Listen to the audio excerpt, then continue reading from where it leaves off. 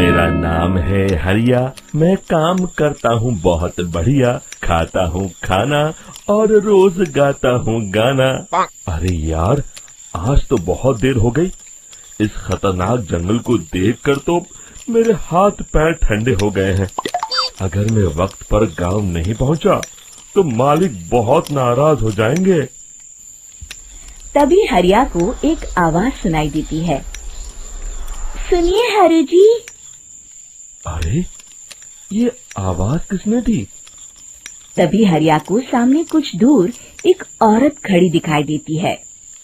अरे भाई, ये औरत अकेली इतनी रात को इस जंगल में क्या कर रही है?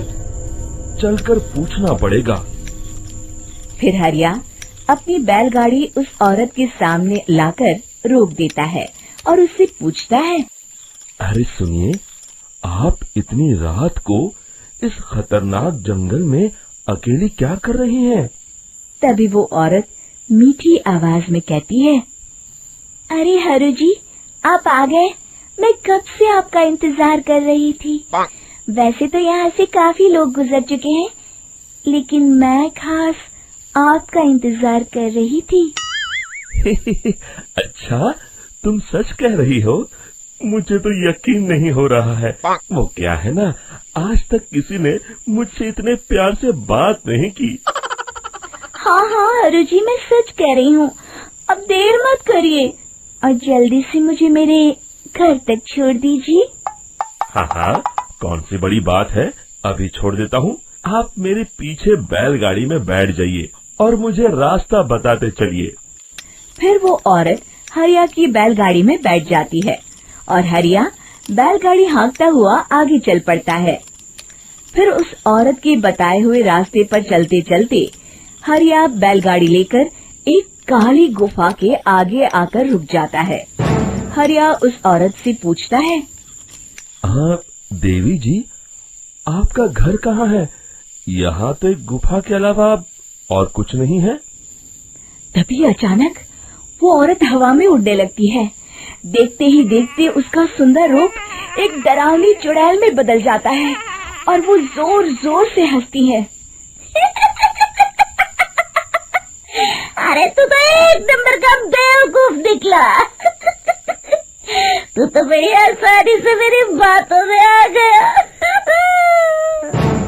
अरे मर गया रे, ये तो एक चुड़ैल है। हे भगवान बचा ले, ये तो बड़ी डरावनी दिखाई दे रही है। और फिर अगले ही पल हरिया की बैलगाड़ी में रखा सारा सामान हवा में उड़ता हुआ उस काली गुफा के अंदर चला जाता है और वो चुड़ैल भी उस गुफा के अंदर जाकर कहीं गायब हो जाती है।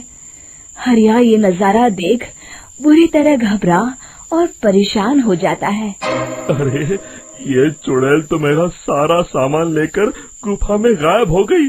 अब क्या होगा? अगर मैं गांव खाली हाथ गया तो मालिक मेरी अच्छी खबर लेंगे। मेरी इस बात का कोई यकीन भी नहीं करेगा। फिर आखिर वही हुआ। हरिया के मालिक चंपक सेठ को हरिया की किसी भी बात पर रत्ती भर भी यकीन नहीं हुआ। चंपक सेठ को लगा हरिया झूठ बोल रहा है और उसने ही लालच में आकर सारा सामान हड़प कर लिया है। फिर हरिया को बेईमान समझकर चंपक सेठ उसे काम से निकाल देता है। अगले दिन अपनी दुकान में परेशान बैठा चंपक सेठ गुस्से में बड़बड़ाता है। अरे, दुकान में तो सामान बिल्कुल भी नहीं है। अब मुझे ही शहर जाकर सामान लाना होगा। फिर वो अपनी बैलगाड़ी लेकर शहर चला जाता है। शहर से सामान लेकर जब चंपक सेठ वापस गांव लौट रहा होता है, तभी उसे एक आवाज सुनाई देती है। चंपक जी, ओ चंपक जी। अरे, ये तो कोई मेरा नाम लेकर मुझे पुकार रहा है। फिर उस रास्ते में वही औरत खड़ी दिखाई देती है। फिर क्या था, हरिया की तरह चंपक सेठ भी उस औरत के पास अपनी बैलगाड़ी लेकर जाता है और वो भी उसकी चिकनी चुपड़ी बातों के मुंह जाल में फंस जाता है। फिर चुड़ैल उसे भी अपनी गुफा तक ले जाती है और उसका सारा सामान लेकर गुफा में गायब हो जाती है। बेचारा चंपक सेठ लाचार होकर खाली हाथ गांव लौट आता है। फिर ये उस जंगल में रोज की बात हो जाती है। जो कोई भी शहर से कुछ लेकर गांव की तरफ लौटता, वो चुड़ैल उसे बेवकूफ बनाकर उसका सारा सामान लेकर गुफा में गायब हो जाती। एक दिन हरिया एक लकड़हारे को उसी जंगल की तरफ जाते हुए देखता है। फिर हरिया उसे रोकते हुए कहता है, अरे भाई, क्यों अपनी मौत को दावत दे रहे हो? मेरी बात मानो, आगे जंगल में मत जाओ, वहाँ एक बड़ी भयानक चुड़ैल रहती है। लकड़हारा हरिया की बातों को नजरअंदाज करते हुए कहता है, अरे भाई, मुझे पहले ही बहुत देर हो चुकी है, मुझे जाने दो भाई। शाम तक लकड़ियाँ काट कर शहर के बाजार में बेचना है। तुम अपनी ये कहानी किसी फुर्सत में बैठे इंसान को सुनाओ, मैं तो चला। इतना कहकर लकड़हारा वहाँ से आगे जंगल की तरफ चला जाता है। फिर अगले दिन गांव के मुखिया के घर के बाहर बहुत सारे लोग जमा हो जाते हैं। तभी हाथ में कुल्हाड़ी लिए खड़ा लकड़हारा कहता है, अरे मुखिया जी, अब आप ही हमें बचाइए उस जंगल वाली चुड़ैल से। हमारा सारा काम तो शहर से ही होता है। अरे मुखिया जी, उस चुड़ैल की वजह से तो मैं पूरी तरह बर्बाद हो गया हूँ। हम सबको मिलकर उस चुड़ैल का कोई इलाज करना पड़ेगा। तभी भीड़ में खड़ा वीरा कहता है, आप लोग चिंता मत करिए, कल से वो चुड़ैल किसी को नहीं लूट पाएगी। मेरे पास एक बहुत अच्छी तरकीब है। तभी चंपक सेठ उसका मजाक उड़ाते हुए कहता है, अरे तेरा नाम वीरा है तो क्या हुआ? तूने अभी उस चुड़ैल को देखा नहीं है? जाकर अपना काम कर, बड़ा आया।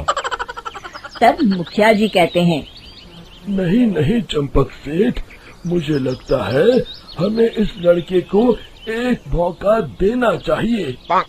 फिर सभी गांव वाले मुखिया जी की बातों से सहमत हो जाते हैं और वीरा शाम को एक बैलगाड़ी में कुछ सामान लादकर उस जंगल की ओर चल देता है। वीरा, ओ वीरा, कहाँ जा रहा है? तभी वीरा मुड़ के देखता है, वही चुड़ैल एक औरत के रूप में खड़ी है। अरे बहन जी, मैं आपको ही ढूंढ रहा था। देखिए, मैं आपके लिए क्या लाया हूँ। हैं?